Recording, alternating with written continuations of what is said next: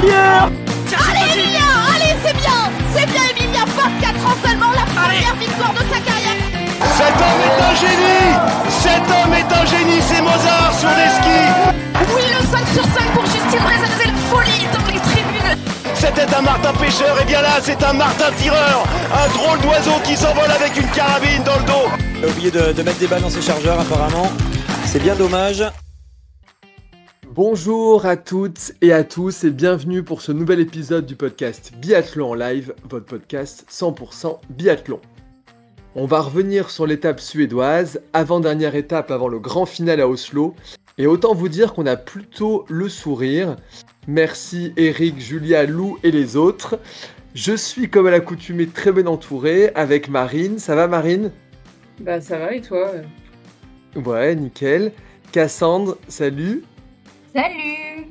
Et Emeric, comment ça va, Mister Stat, Mister Data? Eric, je t'aime.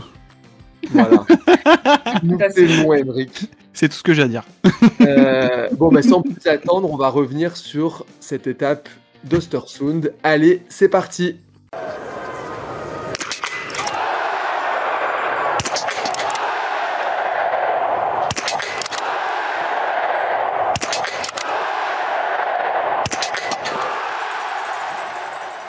Et on va commencer par la question rituelle, votre course de la semaine.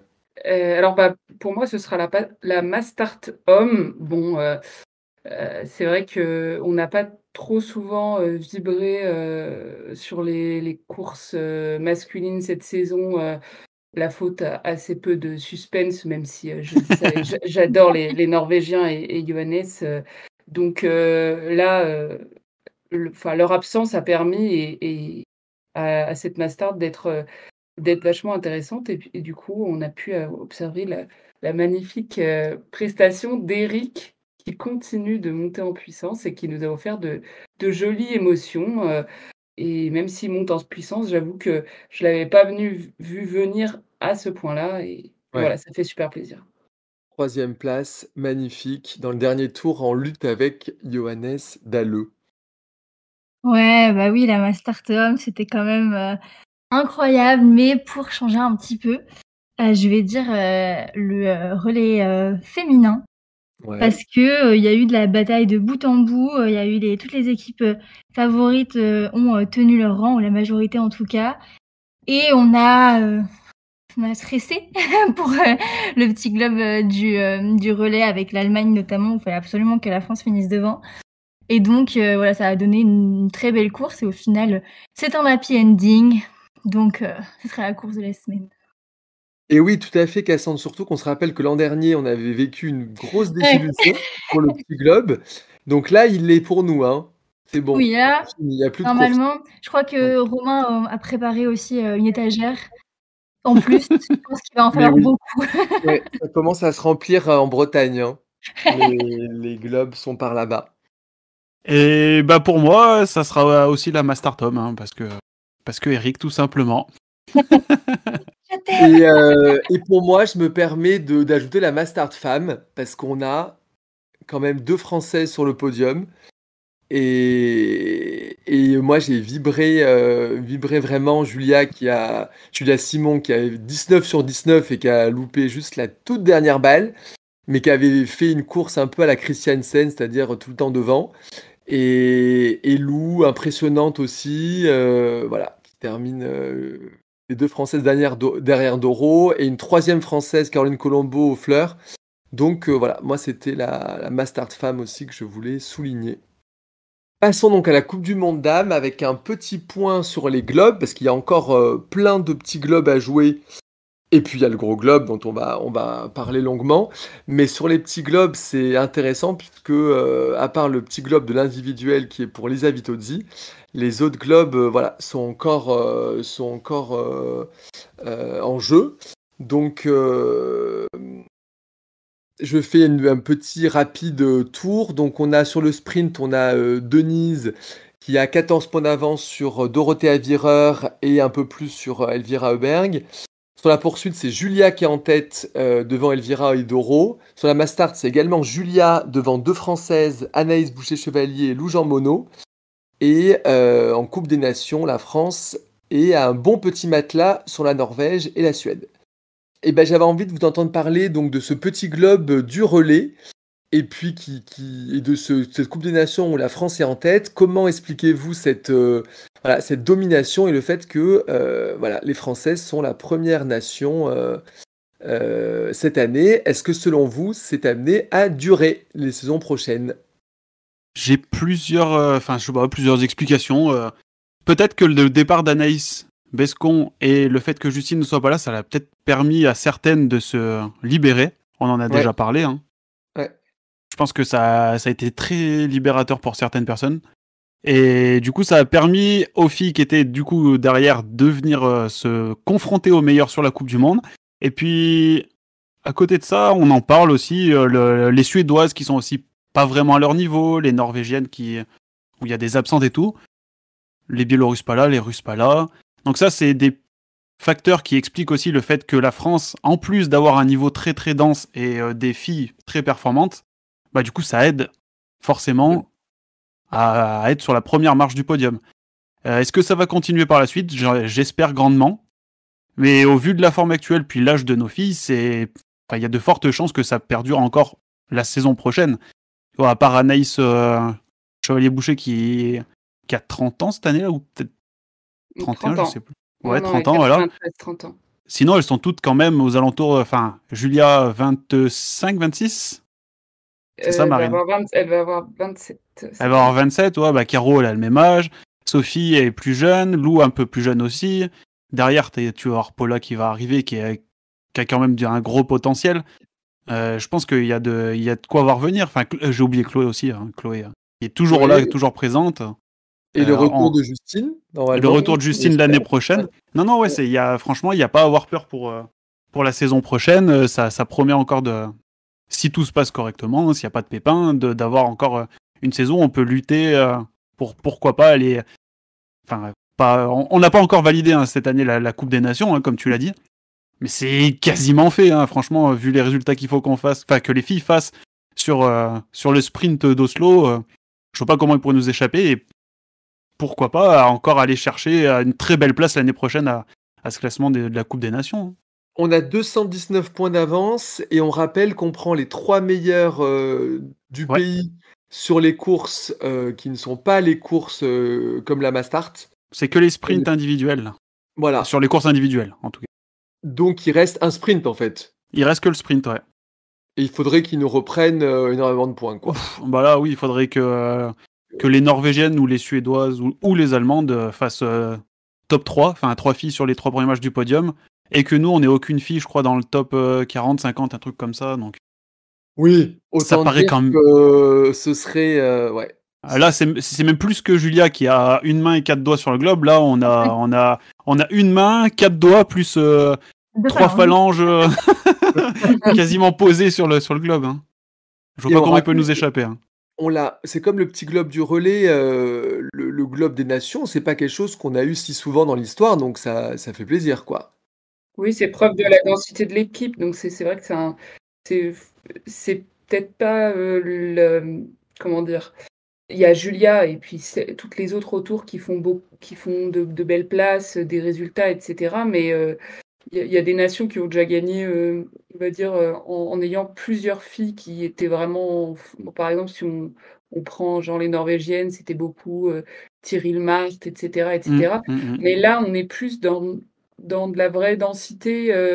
Et il n'y a pas d'éléments moins bons dans notre équipe. On voit bien quand...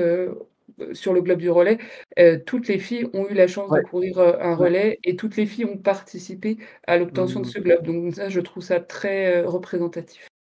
Et donc, pour toi, Marine, ça peut être aussi à double tranchant, du coup, si tu te réfères Oui, je pense que Émeric a dit beaucoup de choses déjà, mais après, pour toutes celles dont c'est la première vraie saison en Coupe du Monde, après, il s'agit de confirmer, donc c'est jamais évident non plus. Et puis, on sait que les dynamiques d'un été sur l'autre, avec les préparations des uns, des autres, les blessures, etc., peuvent assez rapidement s'inverser. Et qui n'a pas gagné la Coupe des Nations l'année dernière, ni le globe du relais, mais qui était quand même à un autre niveau la saison dernière et qui est là, est quand même en difficulté. Voilà, Quentin qui avait remporté le gros globe, on voit que ça peut vite changer d'une saison sur l'autre. Donc en biathlon, je pense qu'il faut toujours rester méfiant, mais on a quand même Ouais. des raisons d'espérer rester sur une performance dense pour les filles. Enfin, en tout cas, je l'espère. Ouais, ouais, non, non, mais t'as raison, d'une saison sur l'autre, etc. C'est difficile. Il y a des dynamiques. Là, il y a une dynamique hyper positive chez les Françaises. Et voilà, et c'est pas forcément le cas chez les Français. Donc, oui, oui, prudence, prudence.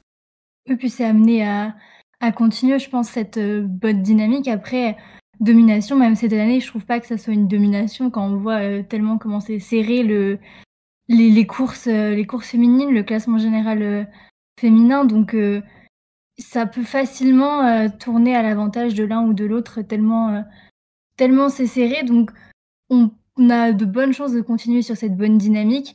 Après, ça garantit absolument pas de regagner la Coupe des Nations, le relais ou le gros globe, comme si par contre c'est chez les garçons, par exemple, la Norvège, on voit pas trop comment ça pourrait leur échapper, même l'année prochaine.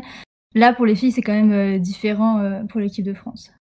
Intéressant, intéressant. Intéressons-nous maintenant à Julia Simon, qui parlait encore de douleurs aux bronches, etc. Enfin, qui dit est pas complètement remise, mais qui a quand même signé le meilleur temps de ski sur l'individuel et une belle 4e place. 3e de la Mastart, comme on le disait tout à l'heure. Est-ce que c'est fait? C'est bon? Ou vous êtes encore un petit peu méfiant par rapport à Dorothea Virer qui est 144 points derrière? Ah, c'est pas fait tant que c'est pas fait. Oui, Non, mais en c'est vrai. réalité, Très pragmatique, Non, mais c'est Marie. vrai. Hein. moi, je garde en tête que la saison dernière, par exemple, si on prend un exemple, mais que je ne souhaite pas du tout, mais sur l'avant-dernière étape, Julia, elle était encore donc sur la Mastart, elle voulait faire un beau résultat pour jouer le petit globe sur la dernière étape, et au final, elle se blesse au genou.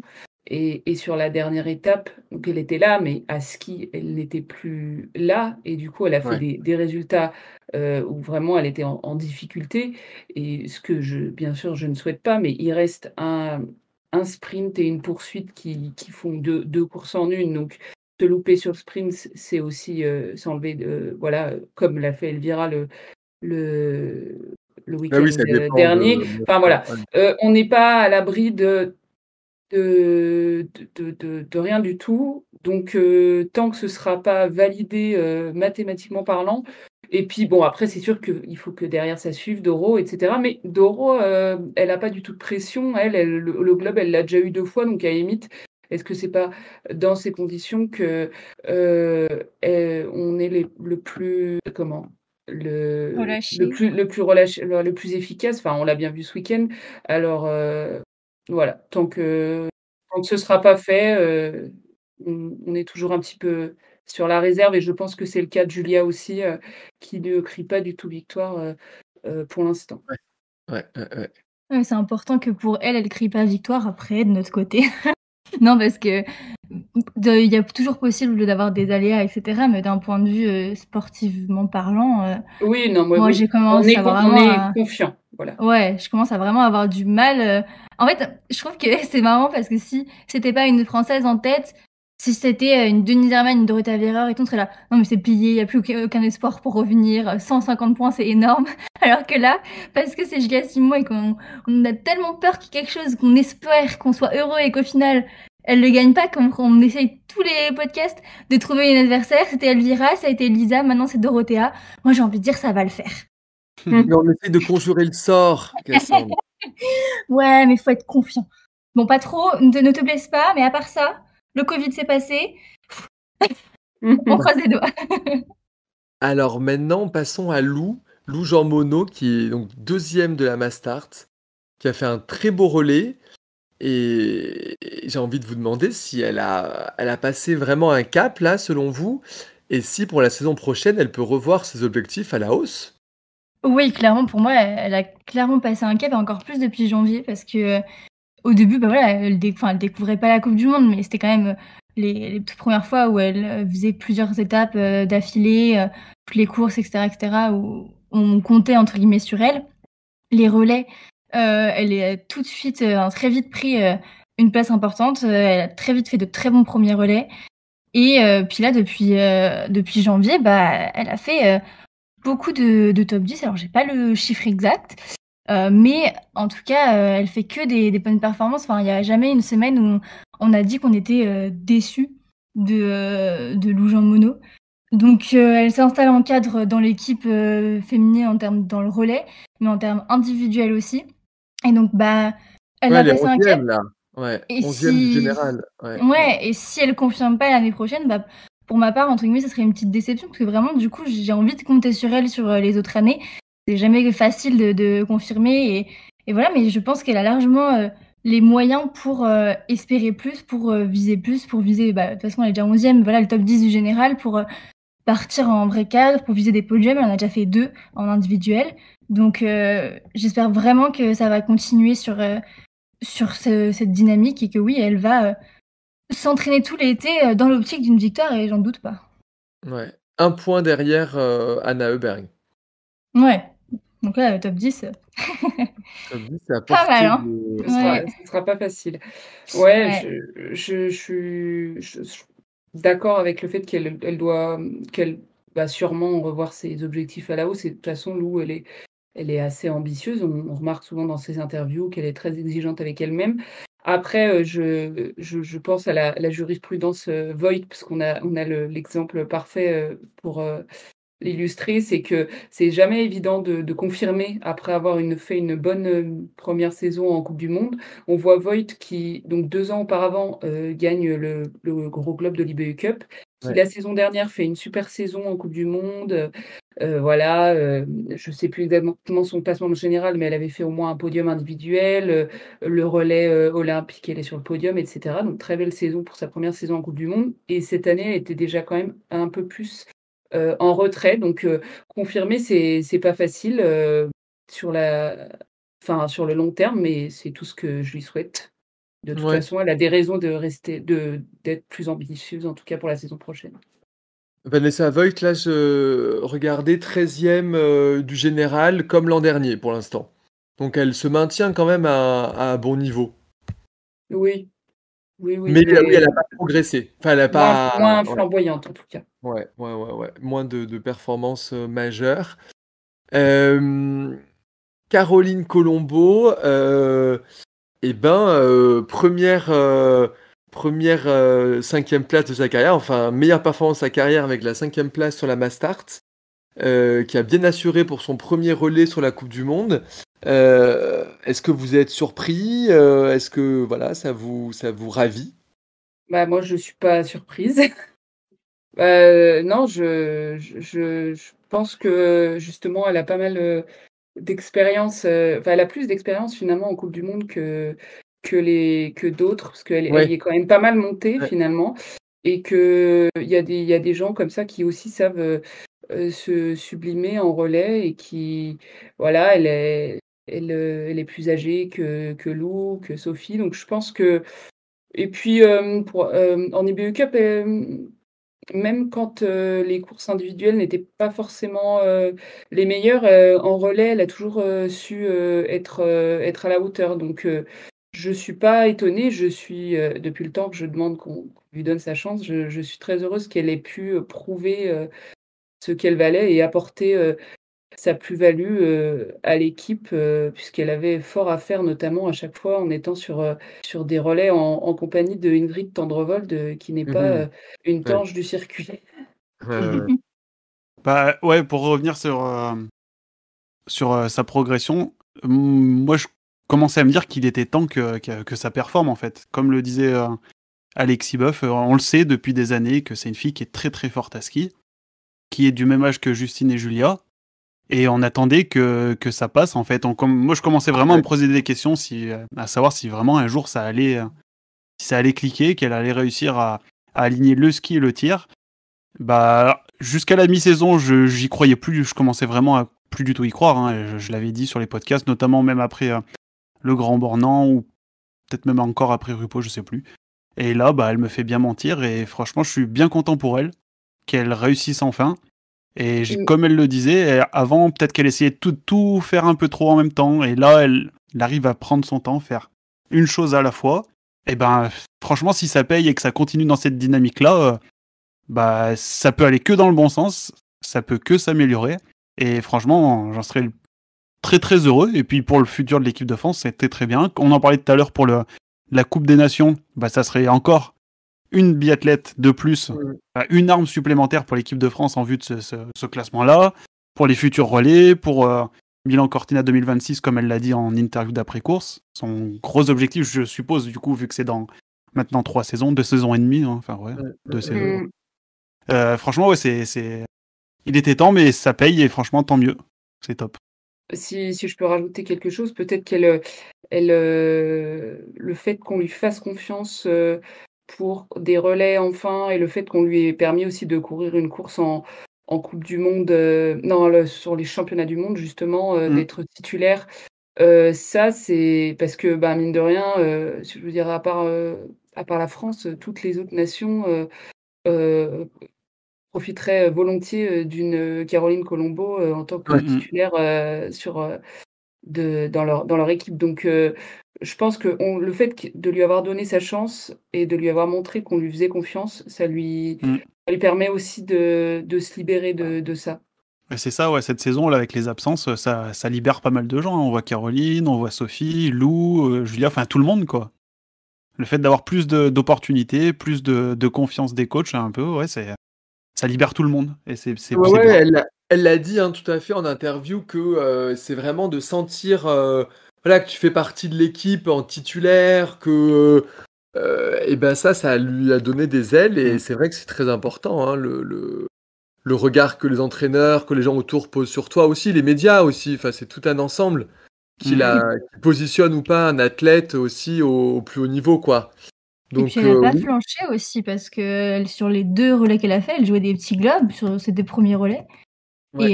Et c'est un cercle bénéfique parce que du coup, le staff lui fait confiance, ça lui donne de la confiance, elle réussit ses relais, donc du coup, ça donne de la confiance au staff, donc ça lui donne de la confiance. Donc franchement, vraiment chapeau pour avoir réussi à aussi bien faire ses relais, enfin en tout cas ne pas craquer alors qu'il y avait quand même vraiment des enjeux derrière, quoi. Ouais. Ouais, il y a eu 3 balles de pioche dans mon souvenir, Oui. où elle a pas paniqué, elle les a mises, mais c'était bah, après elle a expliqué qu'il y avait eu un souci avec flocon, le peloton, Non, mais ça sur le debout, 2 balles de pioche, si je peux me permettre. Ouais, c'était 3 la semaine dernière sur Ah oui, pardon, oui, 3 sur le 2 cocher. balles qu'elle a bien, voilà, qu'elle a pas paniqué, elle les a mises de tout de suite, il me semble. Après, c'est grâce au gros molar qu'elle a craché dans son voilà, peloton. voilà, qu'elle avait craché, enfin voilà. Alors moins réjouissant, qu'est-ce que vous retenez sur les autres Françaises? On a Sophie qui a été plus en difficulté là sur cette étape-là. On a Chloé Chloé Chevalier qui a fait un bon individuel en étant 8e, mais qui a pas confirmé sur la Mastart. Elle a fini quand même 10e, mais pardon, un peu dans l'ombre des 3 autres. Et Anaïs qui voilà, 12e de l'individuel et 15e de la Mastart, donc pas vraiment à son niveau. Qu'est-ce que vous avez envie de me dire? Moi, je voudrais parler un petit peu de Sophie. Après, c'est pas du tout, c'est pas pour jeter la pierre à qui que Ah ce non! soit. C'est juste, Non. justement, je trouve que c'est heu, que c'est le parfait exemple que la coupe du monde, c'est quelque chose de difficile, que c'est sa première saison, et c'est une grosse charge mentale, et on voit que le mental a aussi un impact sur le physique, puisqu'on sent qu'au niveau des temps de ski, elle est un peu moins présente aussi. Donc Ouais. voilà, je trouve que ça illustre parfaitement que c'est un circuit, quand même très élitiste, et voilà, je pense qu'elle apprend beaucoup cette année, mais ça lui prend énormément d'énergie, et mentale et physique, et voilà, j'espère que voilà, qu'elle saura bien finir la saison et profiter quand même la prochaine étape, mais en tout cas, une bonne saison d'apprentissage pour elle, de toute façon. Si je peux me permettre d'en rajouter un petit peu sur Sophie, du coup. Elle l'a dit en après-course, elle est cramée, quoi. Elle n'a pas eu l'habitude de faire des saisons aussi complètes avec autant de courses. Elle a eu du mal à revenir de son Covid. Est-ce que ça serait pas une bonne chose, peut-être, de lui faire stopper sa saison là maintenant et éviter de la cramer peut-être trop pour rien et qu'elle se fasse mal? Ouais, Sachant oui, c'est pas. Elle joue rien, donc elle joue rien, ouais. Ça se voit dans ses temps de ski, hein. Là, c'est clairement, ça fait 2 week-ends, c'est très très dur. Et puis, on y reviendra un petit peu après, sachant que on a 8 places sur la prochaine étape. Ils ont dit qu'ils allaient faire monter 2 filles, donc normalement, ça devrait être Gilonne et Paula. Ouais. Si t'enlèves Sophie, du coup, ça fait plus que 7 filles. On sait que là, on en reparlera plus tard, on a une fille qui vient de faire 5 médailles au championnat du monde junior. Elle vient de finir première à égalité avec Célina Grossian en termes de points pour s'octroyer une place, un quota personnel pour la Coupe du Monde. Donc je sais pas comment ils vont départager ça, hein, l'IBU. Je sais même pas s'ils vont départager ou pas. Non, mais normalement, ça se joue au nombre de victoires. Normalement, ça devrait jouer au nombre de victoires, mais c'est pas précis dans le règlement, donc on va voir ce qu'ils vont faire. Hein. Pourquoi ne pas utiliser un quota, du coup, peut-être pour Jeanne, je sais pas. Et faire souffler Sophie, parce que là, je pense que ça sert. Je vois pas trop l'utilité de la faire courir et de se cramer encore plus sur le dernier week-end de la Coupe du Monde. Quitte à, tu vois, qu'elle fasse encore une 40e, 60e place, que ça la dégoûte et qu'elle finisse la saison sur une mauvaise note. Franchement, je suis pas certain que ça soit peut-être la meilleure des choses à faire. Bon, on suivra ça, du coup.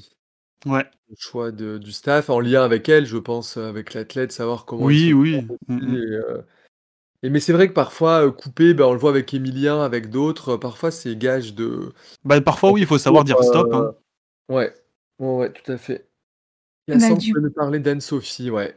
D'Anne-Sophie oui, alors Anne-Sophie, je vais commenter le week-end d'Anne-Sophie Bernadi. Très jolie veste. Anaïs Chevalier-Boucher, plutôt de mon côté. Du coup, c'est les résultats mitigés d'Anaïs Chevalier-Boucher. J'ai l'impression qu'on y revient souvent, un peu toutes les semaines. Et du coup, c'est un peu le résumé de la saison d'Anaïs Chevalier-Boucher. C'est un peu frustrant, en fait, parce que elle fait des coups d'éclat, il n'y a pas de souci. La semaine dernière, elle nous fait des podiums, elle fait des bons relais. Elle a fait 4e de la Mastart des Mondiaux. Enfin, elle a fait 2 podiums sur des Mastart sur la saison. Donc, elle fait de bons résultats, mais souvent, elle fait entre top 10 et top 20. Et du coup, comme c'est la deuxième leader qu'on attendait quand même de l'équipe de France derrière Julia Simon, c'est vrai que du coup, on en attendait un petit peu plus. Et puis, ça aide pas de voir à côté des jeunes pousses par rapport à Anis, hein, qui font mieux, entre guillemets. Donc, elle est pas souvent deuxième française. Et donc, du coup, c'est vrai qu'on en attendait un peu plus quand on voit Julia aussi à côté qui cartonne, Cal de Sarjaune, etc. Donc, c'est un petit peu la rengaine de cette saison, les résultats mitigés d'Anaïs Chevalier-Boucher. Et on n'est pas à l'abri de la voir être dépassée au classement général par Lou avant la fin de la saison, là, sur la dernière étape. Elles ont 34 points d'écart. Ouais, toujours. Là, on a moins un effet Lesser, quoi. C'est-à-dire qu'elle est moins... Elle est un peu lâchée parce qu'elle a dit qu'elle avait pris sa décision et j'ai l'impression que beaucoup d'indices tendent à montrer que ce serait sûrement sa dernière dans les déclarations des uns et des autres, mais ça la libère peut-être pas complètement ou justement elle est peut-être déjà un peu... peut-être ailleurs. La transition avec quelqu'un qui nous dit qu'elle est ailleurs et elle a déjà la tête dans les vacances et que Julia Simon mérite complètement le gros globe, c'est Dorothée Avireur, mais néanmoins elle continue à marquer des gros points puisqu'elle a gagné les 2 courses individuelles sans aucune faute du week-end. Donc on se méfie quand même. Est-ce que selon vous, elle peut encore y croire et que même si elle en parle pas, justement, on peut peut-être pas se mettre de pression. Elle ferait peut-être la passe de 3 dans les gros globes. Moi, j'y crois très peu. Comme elle le dit elle-même, Oslo, c'est carrément pas son site. J'ai regardé un peu dans les stats. Elle a fait 24 courses à Oslo depuis le début de sa carrière. Ouais. Pour seulement 3 top 6, un podium. Elle n'a jamais gagné. Elle n'a pas fait de top 10 depuis 2017. En fait, ses meilleures courses. Il réussit pas du tout ce site. Non, ouais, ses meilleures courses c'était 2016, la saison 2015-2016 et 2016-2017 si je me trompe pas. Et c'est là qu'elle fait quasiment tous ses meilleurs résultats. Et depuis, genre, ou même avant, Oslo, ça n'a jamais vraiment été son truc.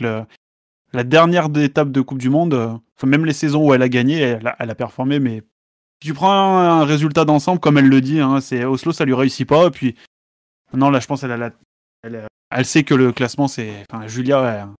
Certes, elle a gagné les 2 courses au week-end d'Euro, mais je pense que Julia, elle est trop régulière pour passer à côté complètement de son week-end et que le globe lui échappe, quoi. Mais ça lui enlève aussi une pression, quoi, de dire ça. Parce qu'elle dit, voilà, moi, c'est pas pour moi, donc bon. C'est aussi une manière de. Bah oui, c'est une manière de réduire la pression. Ouais. Non, vous n'êtes pas épaté par ces 2 victoires sans aucune faute? Non, parce qu'on la connaît, mais c'était quand même des belles victoires, hein. Si, non, mais c'est des belles victoires, mais quand on est libéré, on est un meilleur biathlète en général. Ouais. Là, elle fait des superbes courses, elle fait 2 sur 20, c'est ça? Ouais. Ça doit faire un moment, je pense qu'on n'a pas vu Doro faire 2 sur 20. Et puis même sur le dernier tour face à Lou, Lou, elle le dit au début, elle s'est dit il faut que j'y aille. Sur la Mastart, pardon, je vais pas préciser. Et finalement, elle se dit j'y vais pas parce que peut-être que je vais me cramer. Elle aurait peut-être dû essayer parce que Doro, même si elle est cosso cette saison, ça aurait pu passer. Et Doro, elle aurait pu, elle a pas grand-chose de pas faire le doublé, mais elle le fait quand même. Et franchement, ça fait quoi déjà 2 saisons qu'on dit est-ce qu'elle continue pas. Finalement, elle continue. Là, elle est 2e du général. Elle fait une superbe saison. Franchement, chapeau. C'est très beau. Mais ça sera pas assez pour battre Julia. Mais c'est vrai que c'est une vraie surprise de la saison quand même de l'avoir à ce niveau-là, 2e du général. On l'aurait pas parié, hein. Les 2 Italiennes, 2 et 3 là, franchement, si les coachs italiens on leur avait dit ça en début de saison, je pense qu'ils signaient tout de suite. Puis avec Orenthaler, Passler qui performe derrière. Et puis le Passler un peu moins sur la fin de saison. Ouais. Le titre des mondiaux. Et bien justement, très bonne transition. Lisa Vitozzi, bon là pour vous c'est mort pour le gros globe, si je peux dire. Elle a abandonné avec cette Mastart un peu délicate. Oui, elle l'a jamais. Elle a dit je n'interdis pas le gros globe. Forcément, s'il vient à toi, tu le refuses pas. Mais Oui. elle l'a jamais joué officiellement. Donc c'était que du bonus. C'est pas. Personne va aller lui dire ah t'as pas gagné le gros globe, t'étais à 200 points de Julia, tu pouvais le faire. Voilà, c'est pas grave. Sa saison est déjà réussie. Ouais. Puis c'est mort pour tout le monde le gros globe. C'est pour Julia. Abdiquez tous. Ça sert à rien, mais oui, fallait bien qu'elle mette un petit peu de pression sur Julia pour avoir un peu d'enjeu, quoi. Sinon, c'était pas drôle. Mais c'est vrai que là, sur la Mastart, en plus, elle est repassée 3e, alors qu'on me disait que c'était plutôt elle qu'on craignait d'ici la fin de saison. Non, mais ça sent bon pour Julia. Ça sent bon dos. Le fantôme de Sandrine Bailly, du coup, s'éloigne, hein. Parce que moi, moi, je me souviens de ça, hein, qui suis un peu vieux. C'était. C'est vrai. Bon, pour ceux qui sont pas au courant, ne lisez pas, vous allez faire des cauchemars. Ah oui, j'ai quand même eu peur sur cette Mastart que quand je vois sur le premier coucher, elle fait 2 fautes. Enfin, Lisa, on parle de Lisa, bien sûr. Qu'elle retombe dans ses travers sur cette course. Bon, elle limite quand même la casse. Mais ouais, bon, le gros globe, là, je pense que c'est cuitasse les bananas. Hein. Et alors, il y avait les 2 Italiennes, il y a eu d'autres performances notables. Est-ce que vous avez envie de parler de la Canadienne Emma Lunder, de Vanessa Voigt, on a déjà un peu parlé, des difficultés d'Elvira, ou du beau relais autrichien? Et ben moi, j'ai retenu Emma Lunder. J'en avais peut-être déjà parlé, il me semble, en cours de saison. Oui. Une fascination pour le Canada. Pour l'Amérique du Nord. Oui, pour l'Amérique du Nord, ouais. Elle a enchaîné quand même des très hauts avec du très bas, du très très bas même. Elle s'est à 2 reprises pas qualifiée pour les poursuites. Et là, le retour au plus haut niveau. Quand vous allez sur Real Biathlon, vous pouvez voir une courbe de tendance qui qui retrace les résultats par course des biathlètes. Et là, elle est clairement sur une phase ascendante depuis le milieu, depuis la saison dernière. Et ça se confirme. Bon, malheureusement, c'est peut-être un petit peu tard dans la saison c'est même carrément tard dans la saison pour aller jouer des trucs, mais ça n'empêche pas que voir quelqu'un qui vient du continent nord-américain et qui fait de tels résultats, c'est pas habituel. Les dernières en date, c'était Suzanne Dunkley et Claire Egan, pardon. Oui, Claire Egan, l'américaine, ouais. Chez les filles, ouais. Et Claire Egan, ouais, c'était un podium Oslo il y a 3 ans. Et depuis, je crois pas qu'on ait eu d'aussi beaux résultats nord-américains, ou j'ai dû les oublier, impossible. Mais ça fait toujours plaisir de voir qu'il y a un autre continent qui arrive quand même à performer en biathlon. Et là, elle fait 5 et 8, hein, c'est ça, sur les deux courses. Ouais. Franchement, chapeau. En plus, elle fait le 20 sur 20 sur l'individuel. Elle fait une seule faute sur la mass start. Franchement, chapeau. C'était des très belles courses de sa part. Alors pour moi, ce sera malheureusement Elvira, pour qui la fin de saison est quand même assez longue et qui semble pas avoir récupéré de ses maladies. Donc ça fait de la peine de voir les championnes en difficulté. Donc voilà, malheureusement. Oui, mais du coup, ce qui m'a plus marqué, c'était plutôt les difficultés d'Elvira aussi.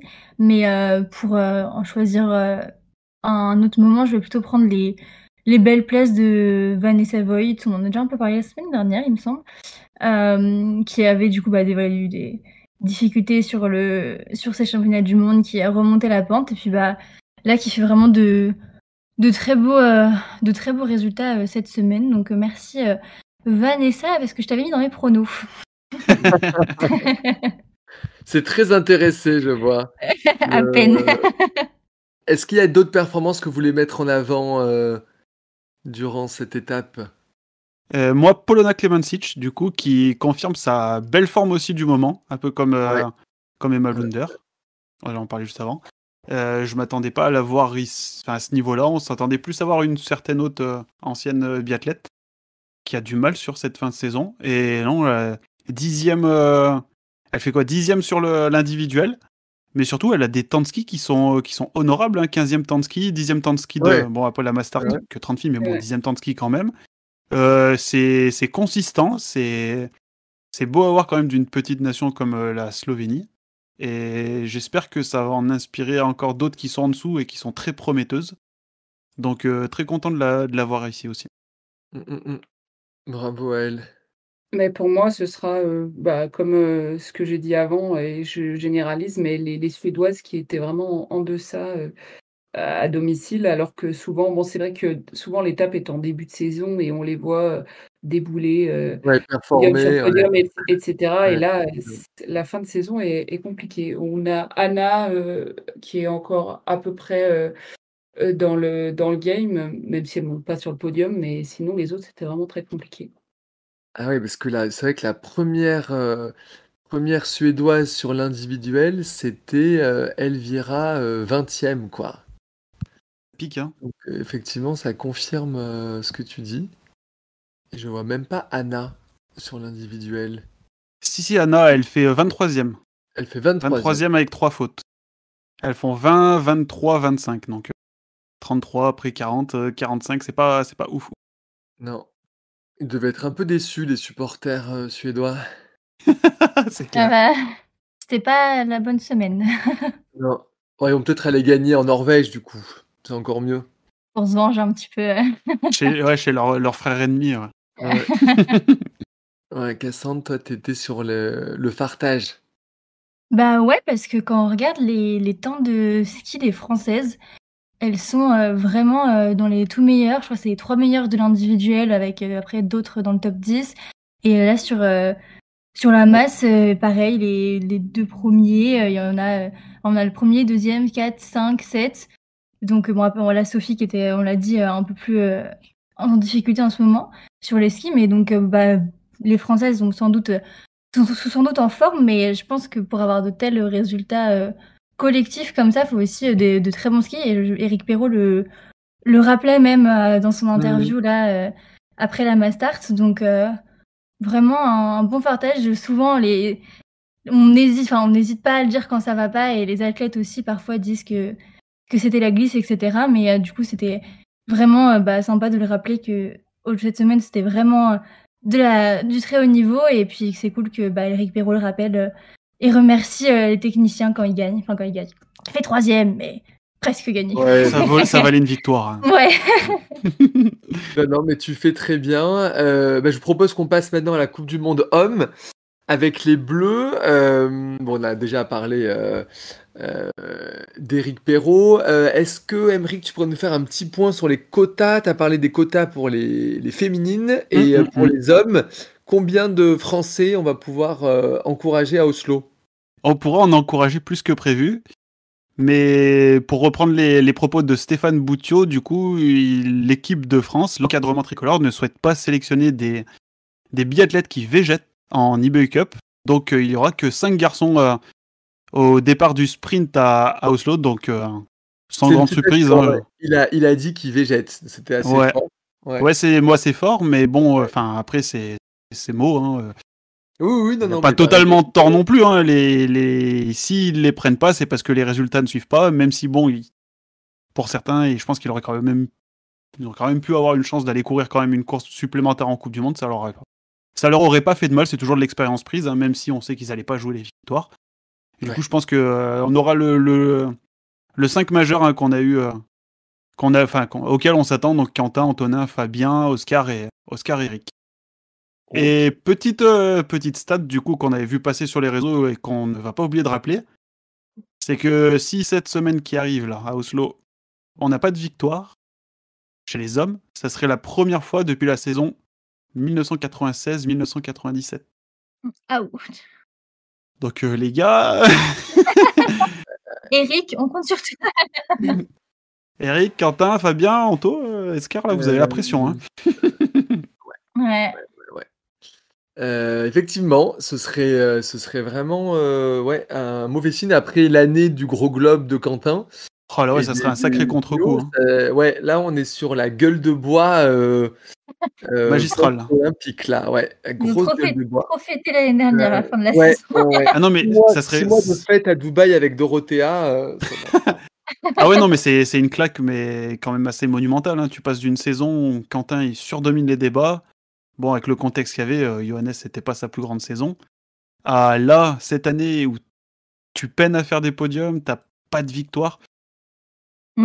Ouais, franchement, là, c'est une claque quand même. Ça fait mal, hein. C'est malheureux. Hein.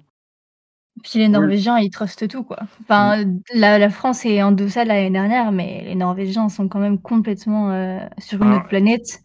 Est-ce que les Norvégiens sont vraiment sur une autre planète ou est-ce qu'ils sont, à part Johannes, hein, que je vais mettre de côté, est-ce que les autres sont genre juste un peu plus forts que la saison dernière et c'est vraiment les Français qui ont contre-performé je pense que c'est un peu des deux, ouais. De toute façon. Il y a un peu des deux, la marge est fine, quoi.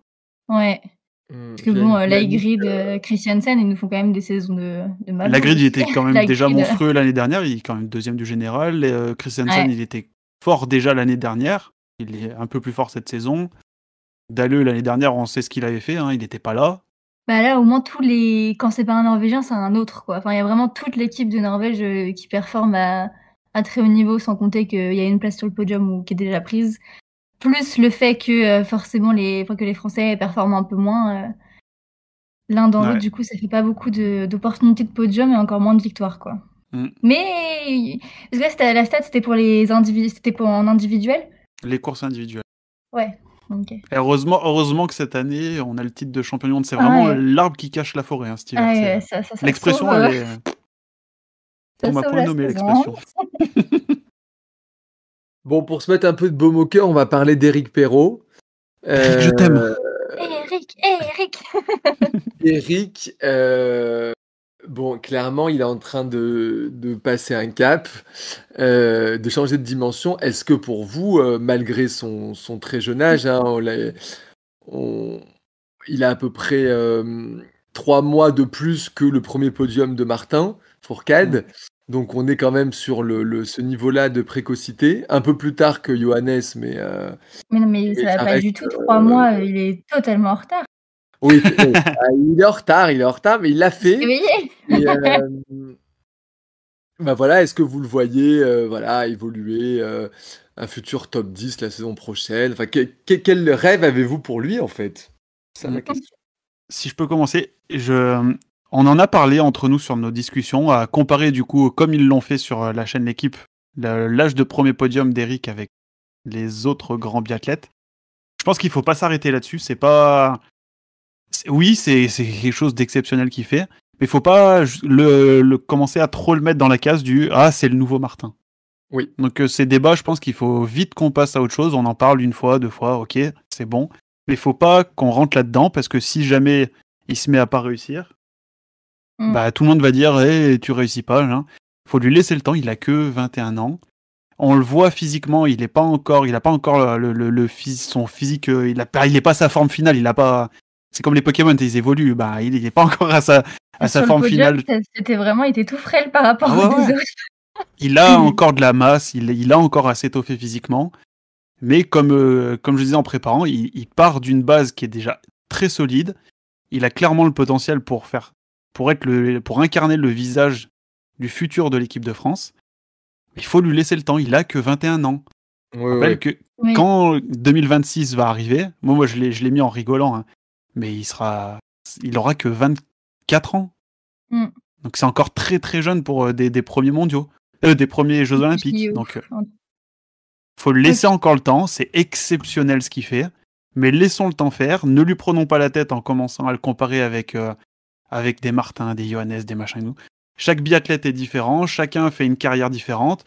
On voit des biathlètes, prendre l'exemple, on a Julia qui est là en équipe de France, hein, qui performe à 27 ans. Il y a des Tariebeu, ils ont performé très jeunes, sur quasiment sa première saison, il avait fait quoi, 2-3 courses de Coupe du Monde avant ça. Première saison Coupe du Monde, il gagne le Gros Globe. C'était une saison exceptionnelle, on a très bien vu derrière, il a fait des saisons catastrophiques. Maintenant, il revient très bien. Chacun a sa carrière. Oui, c'est très jeune, c'est exceptionnel ce qu'il fait, mais faut pas que tout le monde sur les réseaux commence à le comparer ou même à la télé avec des Martin, des Johannes ou quoi. Il n'y a pas lieu. C'est Éric Perrault, il est Éric Perrault. Il fera sa carrière, il fera ce qu'il pourra, ce qu'il peut. S'il réussit, tant mieux pour lui. S'il réussit pas, il aura donné, je pense, tout ce qu'il pouvait faire.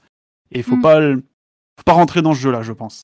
Il faut pas trop partir sur avoir direct beaucoup d'espoir parce qu'il vient de faire un podium. En janvier, il est quand même redescendu sur l'IBU Cup parce qu'il n'avait pas pris 2 fois la poursuite de la Coupe du Monde. Donc, il est super jeune, ça va très vite dans les deux sens. Et il faut lui laisser le temps de se construire, quoi, en fait, tout simplement, et de faire les étapes. Après, on voit qu'il a une très bonne mentalité. Et là, il a dit, voilà, podium, c'est fait. Maintenant, prochain objectif, victoire. Très bien, on est avec toi. Mais voilà, il faut laisser le temps faire les choses. Et puis voilà, il est mature, il a ses objectifs en tête. Il a la mentalité, la passion du sport, la mentalité de gagner, de jamais rien lâcher. Il le disait sur l'individuel, il me semble, il disait j'aurais envie de tout casser. Voilà. Faut qu'il garde cette mentalité-là et je pense qu'il va la garder.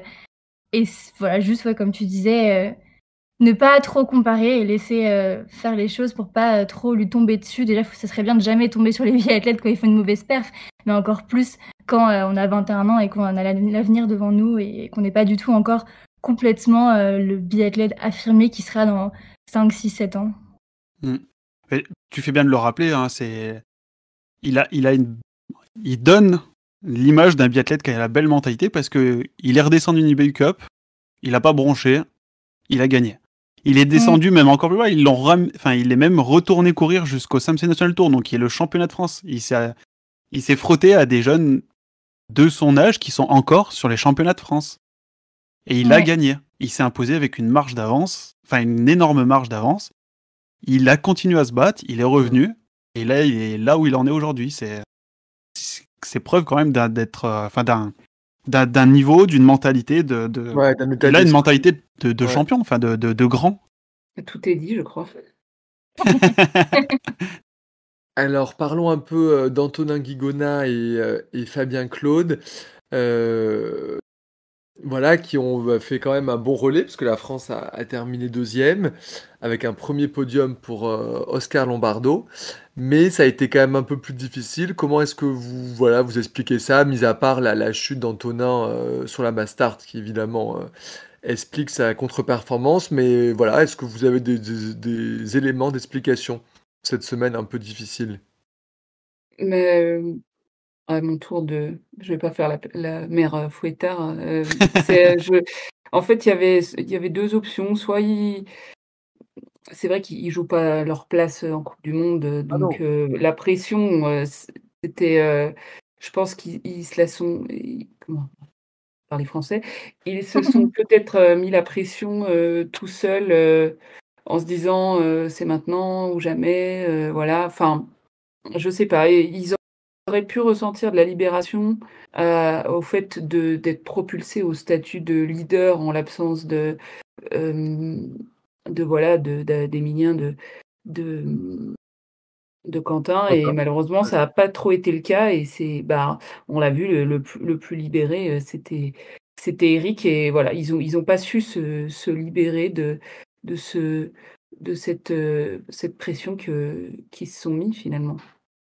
Oui, puis outre la pression des autres, des leaders français pas là, moi je pense qu'il y avait aussi une pression de se dire que c'était le moment ou jamais, même pour faire un podium cette saison, parce qu'il y avait pas Johannes Beu, il y avait pas Terrier Beu, il y avait pas Lagride sur l'individuel, donc c'était un peu le FOMO de fear of missing out, la peur de manquer l'opportunité, quoi. Et au final, ils l'ont manqué. Je vois plus la pression dans ce sens-là en disant, voilà, c'est vraiment le moment, même pour Fabien qui a fait plusieurs top 6. Donc tu te dis, bon, avec 3 personnes en moins, bon, ça le fait, quoi. Enfin, le podium peut être possible, même Antonin qui avait quand même fait des top 10 ces derniers temps.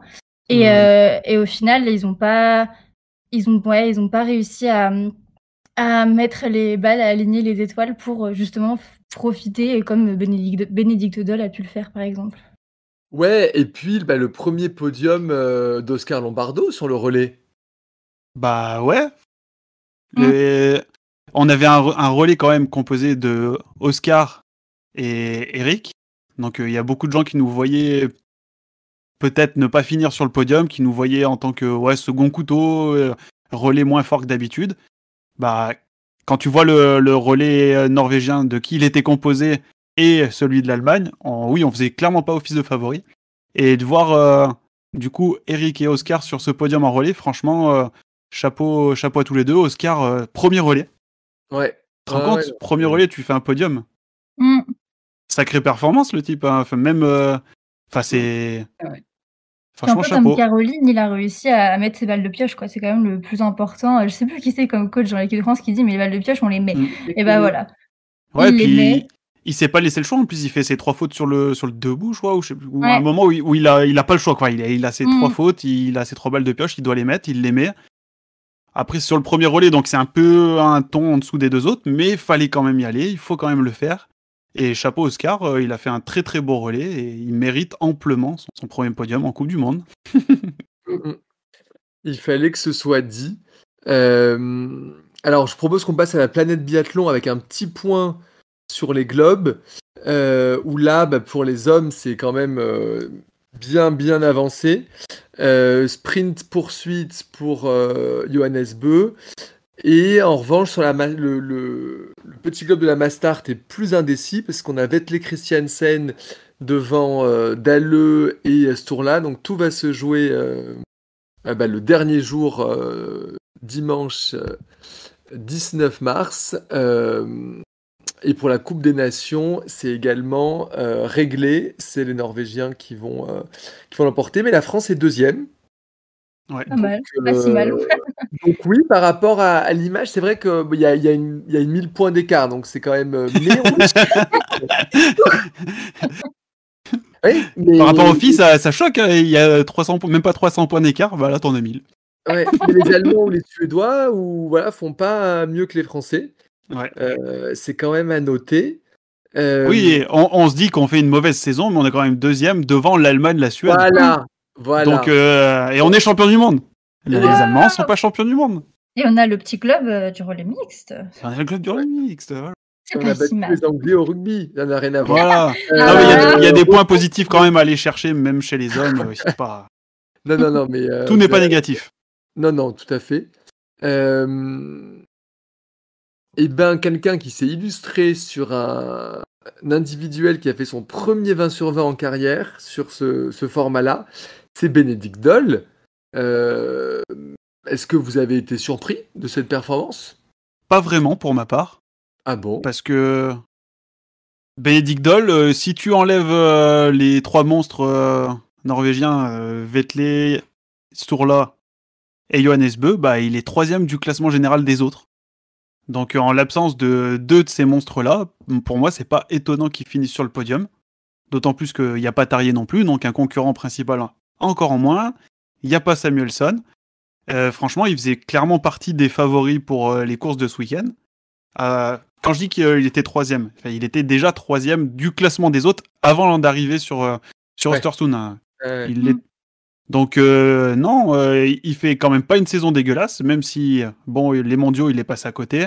Depuis le début de la saison, bah, pas de victoire. Je sais plus s'il y a eu des podiums, je me souviens plus. Il a fait podium sur le sprint du Grand Bornand. Ouais, au Grand Bornand, ouais, putain. Et bah non, enfin franchement, moi ça m'a pas étonné plus que ça hein, avec la, bah peut-être qu'ils finissent devant Vettel, ça peut être pas surprenant, mais je m'attendais à ce que Vettel gagne les 2 courses, quoi. Mais moi j'étais pas sur le cul quand j'ai vu que Benedict Doll remportait la course. Enfin, ça m'a pas. Non, mais c'est qu'au vu Oui. de ces. On se dit pas que c'est sur ce format-là, à 4 tirs, Ah, il serait peut-être là-dessus, ouais. plus performant. Bah, Mm. oui, lui, il a été. Après, il a su trouver la libération dans l'absence des leaders, justement. Et Ouais. ça s'explique. Bah, c'est comme Kuzmina, bah, pareil, on peut parler de libération, parce qu'elle, c'était sa dernière course en carrière. Elle a fait son premier 20 sur 20 sur sa dernière course en carrière, où elle avait gagné Ah, c'est beau. assez largement. Donc Ouais. voilà, je pense qu'il était tout simplement libre. Libre de Libéré, délivré. voilà. Très bien. Et ben maintenant, j'ai envie de. Aymeric a commencé à en parler, mais de Christiansen, quand même, qui fait lui aussi un 20 sur 20 mais sur la Mastart, qui a mené de bout en bout, très impressionnant, très puissant, qui était content de gagner sa première victoire de la saison, on l'a senti, qui a fait aussi un très très bon relais, qui n'a pas laissé beaucoup d'espoir à Fabien Claude, dernier relayeur. Est-ce que vous le voyez dans les prochaines saisons vraiment aller, j'allais dire, chatouiller encore plus Johannes? Je pense que ça risque quand même d'être compliqué parce que Johannes, il va être encore là quand même pour quelques années. Derrière Johannes, il y a quand même Sturla, même si là, voilà, sur la Mastart, il l'a battu, mais il revenait aussi de Covid, etc., etc. Donc bon, à voir sur la semaine prochaine, mais d'une manière générale, sur toute la saison, il a été meilleur. Et puis Christiansen, il a quand même 30 ans déjà, donc il va pas avoir non plus beaucoup d'années devant lui pour espérer le gros globe. Donc, sachant de 1 qu'il a pas beaucoup d'années devant lui, de 2 qu'il y en a déjà 2 autres qui sont plus forts que lui et plus jeunes, pour moi, pour Sturla, pour Johannes, je crois aussi. Mais en tout Johannes, cas, il voilà. a 29, ouais. Ouais. Donc ça risque d'être quand même un petit peu bouché pour un gros globe, mais après voilà, il peut clairement avoir des objectifs de petits globes, de victoire et de se battre, mais pour le gros globe, j'y crois pas trop. Ouais, je suis complètement d'accord avec toi. Je pense qu'il faut qu'il aille chercher des objectifs ailleurs. Moi, Vettel, c'est mon Norvégien préféré, hein, j'aime bien le rappeler. C'est mon Eric de la Norvège. Mais non, faut pas qu'il base le futur de sa carrière là-dessus. Je pense que c'est clairement un objectif qui n'est pas atteignable pour lui. Il est très fort, oui, mais il y a meilleur que lui. Et je pense qu'il en a conscience. Il sait que je pense que c'est pas quelque chose qui est atteignable dans le monde du biathlon dans lequel il évolue. S'il était né peut-être un peu plus tard, peut-être parce qu'on ne sait pas de quoi l'avenir est fait. S'il était né plus tôt, avec Martin et les autres, ça n'aurait pas été possible non plus. Mais non, je pense pas qu'il faut qu'il en fasse un objectif pour son futur, qu'il aille chercher des petits globes comme là il l'a fait, qu'il aille chercher des victoires. Je pense que c'est déjà très très bien pour lui. Ce week-end, je m'attendais à ce qu'il fasse un doublé. Il l'a pas fait et il fait justement il fait 2 très belles courses, dont une victoire. Et je suis très très satisfait pour lui de ce week-end. En plus, il fait le 20 sur 20 sur la Mastart, c'est tout positif. Il peut aller chercher le petit globe là, de la Mastart. Ouais. Faut qu'il sache où il en est. Enfin, je pense qu'il a conscience clairement du monde du biathlon dans lequel il évolue. Je veux pas tourner en rond sur le sujet, hein, mais c'est clairement pas son objectif futur, je pense. Très bien. Alors maintenant, on va s'intéresser à d'autres belles performances. On a Tommaso Giacomel, 2e sur l'individuel. Est-ce que vous préférez me parler d'Alleux aussi, 2e sur la Mastart, Stalder qui fait une sacrée étape, ou Andersen qui fait sa meilleure perf en carrière? Et bah, de mon côté, ça sera Stalder qui Ouais. me surprend, oui, non, puisque je l'attendais un petit peu sur l'individuel. En tout cas, il me surprend sur cette saison en général, parce qu'avant le début de la saison, je n'avais pas beaucoup d'attentes de son côté. Mais voilà, au fur et à mesure, je l'attendais sur les individuels parce qu'il tire très bien. Donc, c'est un petit peu les courses-là où il peut essayer de perfer. Donc, il a fait 7e de l'individuel. Et puis, il a confirmé sur la Mastart avec une 5e place. Il avait déjà fait 7e de la Mastart des mondiaux avec un 20. Donc la semaine dernière avec Hanové Miesto, il tire un peu moins bien. Donc du coup, dès que ça tira pas assez bien, un 16 sur 20 sur la poursuite, un 8 sur 10 sur le sprint. Donc dès que ça tire moins bien, c'est pas possible de jouer devant. Mais par contre, comme il tire relativement bien souvent, enfin très bien même souvent, ça lui permet de faire de beaux top 10, quoi. Puis il est quand même ressorti avec Eric sur au dernier tir. Il lui en a manqué pour faire podium. Ouais, il était 2e après le dernier tir. Hein. Ouais. Donc il en a manqué à ski, mais en tout cas, je sais pas, il a quel âge d'ailleurs, mais c'est 25. très... 25. 25, ouais. Ouais. Bah ouais, franchement, à suivre après pour s'il parvient à aller plus vite sur les skis, en tout cas, pardon, sur les... Ouais. Ils ont un bel avenir, hein, les Suisses, avec leurs 2 jeunes. Là. Sur les tirs, ouais, c'est solide les deux. Ouais. Hardweg un peu plus dans le dur. Toi, tu y reviendras peut-être un peu plus tard. Mais oui. Ouais. Stalder, Hardweg, clairement le futur de la Suisse, sachant qu'on rappelle hein, les mondiaux de Lenzerheide qui approchent. Donc chez eux à domicile, franchement, c'est de bon augure pour les Suisses. Hein. Ouais. Avec Emi Bazerga chez les filles. Bon, après, il y a un peu moins de densité quand même chez les filles. Hein, derrière, c'est un peu plus le vide hein, pour le moment. Après, bon. On a vu que les Italiens m'ont fait mentir hein, cette saison chez les jeunes, mais c'est de bon augure pour les Suisses. Parlons des Italiens. Moi, je vais parler d'un Italien, justement. La transition parfaite. J'ai retenu Giacomel, voilà, qui a fait son premier podium en carrière. Il n'était pas passé bien loin pendant la saison. Et là, voilà, sur un individuel, et il en profite donc pour récupérer le dossard bleu à notre fameux Hardweg. Qui a perdu gros. Et j'en fais des cauchemars. Et c'est une bonne transition, ça aussi, pour une autre performance bonne ou moins bonne que vous vouliez mettre en avant. Cassandre, je crois que tu as une idée. J'avais beaucoup misé sur Niklas Hardweg sur cette semaine. Je me suis dit... Tout ton PEL, on peut le dire. Pardon ? PEL. Ah, puis en plus, il avait fait des bons résultats et il est plutôt quand il tire bien, ce qui arrive souvent, il faisait quand même des top 10. Je me suis dit, sur un individuel, c'est le moment où jamais pour faire un podium. Enfin, il en a fait un en début de saison d'ailleurs, sur celui de l'ouverture sur un individuel. Dès qu'il tire bien, enfin là, je regarde la semaine dernière, il fait un 17 sur 20 sur la poursuite, il est 12e. Aujourd'hui, sur l'individuel, il fait un 19 sur 20, il est 26e. Et même sur la Mastart, il fait 18 sur 20. Et je dis 23e, il a 1 minute 56 en temps de ski. Mais qu'est-ce qui s'est passé? Si tu te sentais pas bien, il fallait m'appeler, je t'aurais pas mis en problème. Fallait faire DNS, hein. Ah ouais, mais vraiment, parce que mon remplaçant, pour tout vous dire, c'était Eric Perrault. Donc j'attendais que ça qu'il finisse par la course. Eric, c'était mon remplaçant aussi. Donc voilà, je sais pas ce qui s'est passé pour avoir autant de... j'arrêtais pas de dire tout le week-end qu'il avait de la glu sous les skis, le pauvre. Mais vraiment, j'étais sidérée de voir à quel point il avançait pas. Il faisait le même tir sur l'individuel que Stalder. Et Stalder qui est quand même pas une fusée en ski. Et Stalder qui fait... alors j'ai un trou là sur l'individuel, combien il fait exactement 7. 7e, voilà. 7e, et là, il nous fait une 23e place. Enfin, incompréhensible pour moi. Je comprenais pas pourquoi il avançait pas. Donc voilà. Calder t'a permis de marquer des gros points quand même. Oui, mais je comptais sur mon duo suisse, c'est pas mon solo suisse. Parce que du coup, pour tout vous dire, Emmerich est repassé devant et ça va pas dans les pronos. Je suis remontée. Ben moi, je vais prendre aussi une contre-performance. Enfin, contre-performance, oui. Ce tour-là, sur la Home Grid.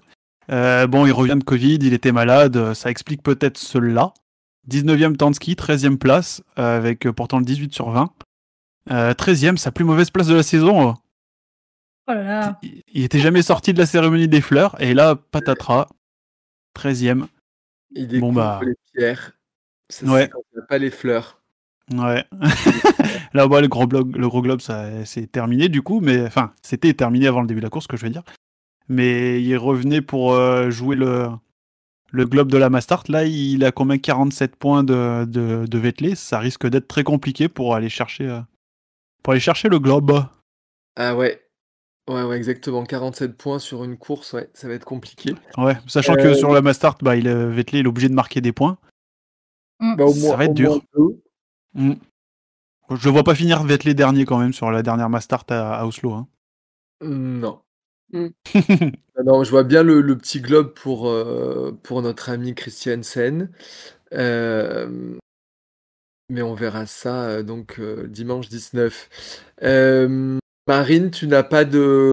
Si, enfin moi j'avais noté Hardweg, mais je veux pas remuer le couteau dans la plaie pour... D'accord. J'espère qu'il nous écoute pas, je suis désolée. Sur Hardweg. Bon, je crois qu'on a fait un bon tour de la planète biathlon, et maintenant on va s'intéresser aux mondiaux jeunes et juniors au Kazakhstan, Emmerich. Ouh. Ouais, au Kazakhstan, on prononce pas le nom, à Chouchouchouchinsk. Ouais. Du Kazakhstan. Cherchez sur internet. Vous verrez très bien où c'est. Et comment ça se prononce. Je vais commencer par les jeunes. Donc, chez les jeunes, il n'y avait pas de Français alignés, on le répète, peut-être pour la troisième podcast d'affilée. Mais donc, pas de Français. Pas de budget. Ouais. Et en l'absence des Français et des Françaises, du coup, ce sont les jeunes Allemandes et les jeunes Norvégiens, surtout, qui ont dominé les débats qu'on voit. J'ai un nom qui vient en tête, la Julia King chez les filles, les Allemandes, qui a dominé les débats. Elle fait une médaille, je crois, sur chaque course. Et chez les Norvégiens, pareil. Ils ont pris beaucoup des médailles. Ils ont laissé quelques miettes par-ci par-là aux autres nations, mais très peu. Hein. Il y a toujours quand même quelques noms qui ressortent chez certaines nations, notamment la jeune croate Legovic, si je me trompe pas, chez les garçons. Mais bon, voilà, ces deux nations. Jusqu'à quel âge chez les jeunes on peut concourir ? Chez les jeunes, c'est pour ceux qui sont nés du coup 2004, 2005, 2006, 2007. Ok. Et junior, donc c'est 2001, 2002, 2003. Donc il faut savoir que Eric aurait pu courir chez les juniors. Hein. Ouais. Juste comme ça. Et donc on passe aux juniors. Chez les juniors, chez les filles, c'était principalement, on peut le dire, un duel entre Célina Grossian et Jeanne Richard, qui ont clairement dominé les débats chez les filles. Avec Célina Grossian sur les courses individuelles, qui en remporte tout simplement 2 et qui finit 5e sur l'autre. Et Jeanne Richard, qui tout simplement a participé à 5 courses, et elle fait 5 médailles d'argent. Donc franchement, c'est du très haut niveau ce qu'elle nous a sorti, Jeanne. On savait qu'elle était très forte. Depuis quelques années, elle se battait avec quelques autres filles des mêmes années qu'elle. Et là, franchement, elle prend clairement un avantage face aux autres. Elle confirme clairement en fait les attentes, enfin pas forcément les attentes, mais ce dont on pensait qu'elle était capable. Là, elle confirme. Bon, après, elle est encore jeune, il y a du temps à venir, comme Eric. Hein. Mais franchement, c'est de bon augure pour la suite. Malheureusement, comme on le disait tout à l'heure avec Marine, me le confirmait. Pas sûr qu'on la voit à Oslo. On sait jamais si ma théorie de Sophie venait à se produire. Bon, je serais heureux de le voir, Jeanne Richard, sur la Coupe du Monde, mais bon, il y a quand même très peu de chance. Chez les hommes, la Norvège, principalement, qui a récolté le plus de médailles aussi. Faut savoir que la Norvège, du coup, repart de cette quinzaine avec 17 médailles, 15 pour l'Allemagne.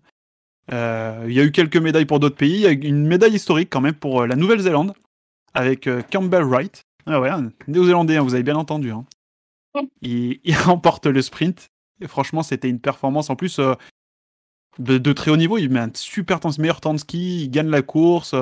En plus, il fait podium avec Maxime Germain, un franco-américain avec qui il s'entraîne toute l'année. Franchement, deux copains sur le podium, c'était trop beau à voir. Génial. On a déjà vu sur la Coupe du Monde, Campbell Wright. Ah ouais, les deux, on les voit sur la Coupe du Monde. Campbell Wright et Maxime Germain, on les a déjà vus sur la Coupe du Monde. Même Campbell Wright, enfin, c'est un bon skieur, mais quand il arrive à blanchir les cibles, il a même déjà fait 3 top 30. Donc, il sort pas de nulle part non plus, quoi, le jeune bougre. Et pour faire un petit résumé donc de nos représentants tricolores, hein. Donc on a Jeanne Richard qui a fait 5 courses, 5 médailles d'argent. On a Anaëlle Bondou qui a fait 2 courses parce qu'on avait 5 françaises, donc il a fallu faire des choix. Elle a fait sprint poursuite et Camille elle a fait individuel relais. Anaëlle donc a fait 2 courses, 2 médailles en chocolat. Léonie qui fait 5 courses, 3 médailles et une remontada une belle remontada sur la poursuite, donc sur le dimanche. Et on a eu malheureusement Fanny et Camille qui ont eu un peu plus de mal sur les skis. Face aux cibles, ça a été pas toujours des résultats au beau fixe. Donc bon, pour ces 2 filles-là, moi j'étais un petit peu déçu. Hein. C'est des filles qu'on a vues depuis quelques années, Marine face à notamment Océane, face à Jeanne, et qui peinent à confirmer, sachant que Léonie... Ouais. Sachant qu'à la différence de Léonie, elle, on l'avait pas vu trop venir les années précédentes, et là, elle éclot vachement cette saison. Je suis super content pour elle. Et chez les mecs, par contre, tu disais ? Non, c'est très chouette. Je ponctuais. Si vous n'avez pas eu l'occasion de voir les courses, regardez les replays. Hein, c'était très joli à voir. En plus, Aymeric, pour ceux qui suivent un peu moins assidûment que toi, on dit juste peut-être les noms de famille. Donc Jeanne Richard. Oui, Jeanne Richard. Ouais. Léonie Janier, Anaëlle Bondou, Fanny Bertrand et Camille Coupet. Oui, c'est vrai que j'en parle comme si c'était mes potes, mais pas du tout. Comme ça, les gens peuvent les retrouver après, tout ça, donc c'est bien. Oui, voilà. Et chez les mecs, ça a été un petit peu plus la soupe à la grimace. On n'a pas fait un seul top 10. Les Norvégiens ont été beaucoup trop forts, puis nos Français ont été très peu adroits derrière la carabine. Meilleur résultat, c'est une 12e place de Théo Guiraud-Poyot sur l'individuel. C'est lui qui a fait plus ou moins les meilleurs mondiaux. Hein. Il tourne à peu près autour du top 15, top 20 par là. Et sinon, j'ai noté aussi la remontada de Jacques Jeffries sur la poursuite. Donc, il est passé de la 53e à la 28e place. Il fait parmi les 3-4 meilleurs temps de la poursuite. C'est un peu le seul rayon de soleil un peu de ces mondiaux chez les hommes, en plus de leur médaille qu'ils ont acquis avec les filles sur le relais mixte. C'est un ami du podcast. Oui, Jacques Jeffries, qu'on a déjà accueilli plusieurs fois, qui a fait le quiz de mi-saison. Et sinon, le relais, putain, ils ont joué de malchance et ils n'ont pas été bons aussi derrière la carabine. Hein. Pour rappel, je crois pas qu'on en ait parlé sur le dernier podcast, c'est passé entre-temps. Lou Thiévan, qui était premier relais, il casse un bâton dès le départ. Donc, ça aide pas. Il prend du retard sur le peloton, il n'arrive pas à revenir. Tir d'après sur le coucher, enfin, premier tir, il casse encore son bâton. Du coup, il perd encore du temps. Jacques qui tombe, je sais pas trop quand, avant son premier tir couché, il se retrouve avec plein de neige dans ses éléments de visée. Compliqué de tirer, il perd du temps, mais il arrive quand même à blanchir ses cibles. Edgar qui a eu du mal au tir, hein, à l'image un peu de sa saison, même de sa saison sur le circuit national. Il a, je trouve, beaucoup de mal au tir. Je sais pas trop pourquoi il a autant de mal. J'aimerais bien... Enfin, je pense qu'on va avoir l'occasion d'en discuter avec Simon Fourcade. Je pense qu'on va l'avoir bientôt au téléphone, pour débriefer un peu ses mondiaux. Et Simon Fourcade qui disait un truc intéressant sur le fait qu'il fallait justement pas regarder que le résultat. Oui. Il le disait à Biathlon en live, justement. Ouais. Fallait pas se focaliser sur le résultat, mais plutôt sur les attitudes, l'état d'esprit, l'apprentissage des courses, etc. Et que c'est ça qui fait les progressions et que... du coup, je vais pas reparler, mais bon, on va dire que ce qui se passe en junior ou en IBU Cup et pas forcément après... représentatif du futur. Voilà, exactement. Donc on prend ça avec... mais ça fait plaisir que les juniors féminines aient quand même bien cassé la baraque. C'est ça, ouais. Mais ouais, ça donne quand même quelques indices sur le futur d'un biathlète. Oui, chez les filles, on a une très grosse génération et pas trop de soucis à se faire a priori. Ouais, un peu moins que chez les garçons. Ouais, moi, je sais pas, les garçons, là, c'est... Le tir, il y a du boulot, quoi, en tout cas. Il y a du boulot. Bon, merci beaucoup, Aymeric, pour ce point. Juste j'ai oublié, j'ai dit, les Français terminent quand même 7e du classement des médailles avec 5 médailles d'argent de Jeanne Richard et une médaille de bronze de Léonie Janier. Donc Jeanne Richard termine. Jeanne Richard termine 7e. 7e, ouais. Ah, on est quand même 7e en n'ayant pas de jeunes sur les courses, donc c'est quand même beau. Oui. Ouais. Et Anaël Bandou, qui est encore catégorie jeune, qui était surclassée. Voilà, je m'arrête là dans mon monologue. Non, mais c'est nous intéresse. Ah, mais moi, je pourrais tenir un podcast entier juste sur les jeunes, c'est ma Mais passion on de suivre les jeunes. On fera un spécial. Alors, Cassandre, maintenant, est-ce que tu peux nous annoncer le programme de la dernière étape à Oslo? Avec plaisir. Et oui, c'est la dernière étape. Prenez vos mouchoirs. Après, il va falloir attendre longtemps avant la prochaine. On aura même des petites interludes avec des étapes estivales, mais ça va être long. Donc, profitez de cette dernière semaine de ce Money Time, au moins pour les femmes. Hein. Pour les hommes, c'est un petit peu plus joué d'avance. Enfin bon, jeudi 16 mars, on commence avec le sprint homme. Pas vraiment beaucoup d'enjeux. Le globe sera pour Johannes Bö. Voilà, mais on sait jamais. On peut peut-être espérer une victoire française. Ça serait bien pour ne pas égaler le triste record de l'année 87-97. C'est ça que tu disais, Aymeric. Voilà, ce serait sympa. Enfin bon, on va peut-être... Pour ne pas rentrer dans les annales. C'est ça. Ensuite, on va peut-être plus se tourner vers le vendredi... Ah oui, j'ai pas dit l'heure. Jeudi 16 mars, 15h15, pardon, sprint homme. Et ensuite, vendredi 17 mars. Donc, ça sera le sprint femme avec là un petit peu plus d'enjeux déjà. On va espérer valider la Coupe des Nations. Voilà, hein, pour le classement des nations pour les filles françaises. Et puis le classement du petit globe là n'est pas joué, donc il y aura de l'enjeu vendredi 17 mars 15h20. Ensuite, samedi 18 mars, ce sera jour de poursuite. Alors bon, pareil, poursuite homme, midi 45, le petit globe pour Johannes. Bon, voilà. Mais pareil, on peut espérer une petite victoire française. Pourquoi pas? Il faut garder des objectifs en tête. Et samedi 18 mars, donc à 15h10, on retrouvera la poursuite femme avec Julia Simon qui est en tête pour l'instant du classement du petit globe. Donc ça sera peut-être l'occasion de conclure, on l'espère en tout cas. Et puis ça y est, on y arrive. Dimanche 19 mars, où sans doute quelques biathlètes feront leurs adieux d'ailleurs. Je sais pas si on a beaucoup d'infos de ce côté-là encore, mais il y a quand même quelques athlètes qui pourraient partir à la fin de cet hiver. En tout cas, c'est ce dimanche des rois et des reines va vraiment être plein de suspense puisque, tenez-vous bien, le petit globe n'est pas joué sur la Master Homme à 12h50 dimanche. Mais non. Mais oui, et en plus, il sera pas pour Johannes Bö. Alors, si ça, c'est pas une raison pour regarder. Donc, ce sera peut-être Christiansen qui le décrochera.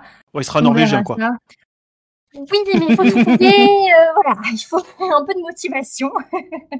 Et puis bon, voilà, le gros globe est déjà acquis, hein, Johannes Bö, donc ça sera pas trop de suspense de ce niveau-là, mais bon, on pourra se rattraper à 15h10 avec la Master Femme, où le petit globe peut se jouer entre 3 Françaises. Si ça vous donne pas envie de regarder, plus le gros globe de Julia Simon, on l'espère.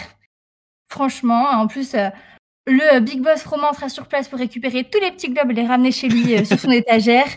Donc voilà, ça sera parfait pour finir en apothéose cette saison de biathlon. Oui, en live. De biathlon en live. Merci Cassandre. Là, je pense que tout le monde va poser des jours de congé et regarder toutes les courses. C'était un plaisir. Moi le premier. Ouais. Merci beaucoup à tous les trois. Merci Marine. Merci à toi. Merci. Merci Cassandre. Merci Aymeric. Voilà, j'espère que... C'est bientôt la fin, non? Bah oui. Donc, Mais non. Après, on fera des débriefs Martin Fourcade Nordic Festival. Ouais, il y a encore les championnats de France. Oui. Après, il y a les bilans de fin de saison. C'est pas le dernier podcast, mais c'est la dernière étape. C'est la dernière étape, mais peut-être avec des grandes choses à fêter. Donc, on croise les doigts. Croise les doigts. on reste serein, mais ça va être une semaine quand même un peu stressante. Donc, on va tous la vivre ensemble. Tout pour moi. Bon, ben, merci beaucoup. Merci les auditeurs d'avoir écouté jusqu'au bout.